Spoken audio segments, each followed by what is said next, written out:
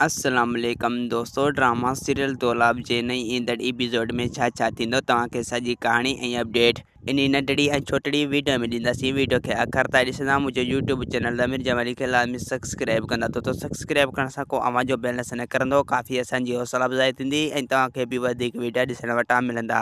तो तव्हांजो time waste कोन पिया करायूं, हलूं था पंहिंजे कहाणी ऐं अपडेट जी तरफ़। तो ककर ज़िद कंदो पंहिंजे माउ भेण सां त अगरि सोडल वारा मूंखे संग चटे ॾियनि था त पोइ उहो संग चटी मां वठंदसि, यानी उन्ही सां निकाह मां कंदसि ऐं उन छोरी खे हिन घर में ज़रूरु वठी ईंदसि, छो जो उहा छोरी गुलपरी हाणे जल्द खां जल्द मुंहिंजी थियण वारी आहे।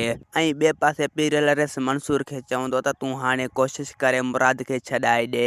रेस मंसूर चवंदो त इन ॻाल्हि खे ॾिसी वठंदासीं जल्द खां जल्द, हाणे मुराद आज़ादु थियण वारो आहे। ऐं ॿिए पासे दोस्तो सोडल इन फैसले खे मञी वेंदो, इन फैसले खां कॾहिं बि सोडल इनकार न कंदो।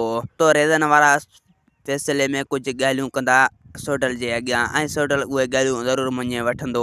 ऐं ॿिए पासे अम्मा साण मुराद जी फैमिली खे घणे खां घणे सम्झाईंदो त उन्हनि खे चवंदो त तव्हां हाणे कोशिशि करे मर्दनि में ऐं औरतुनि में शोर मचायो, जीअं ही क़ौम पंहिंजे हक़नि लाइ जागी पए ऐं क़ौम खे का बि तकलीफ़ न थिए, हू कंहिंखां बि न डिॼनि, छो जो हिन क़ौम जे दिलि में ख़ौफ़ वेही चुको आहे। उन ख़ौफ़ खे उॾाइण अव्हां जो कमु आहे। ऐं ॿिए पासे पुलिस DSP साहब खे चवंदो त असां रेस मंसूर खे कुझु नथा कराए सघूं, भला उन्हनि जे माण्हू में त हथ विझी सघूं था, यानी उन्हनि जे माण्हुनि खे सटको ॾेई सघूं था।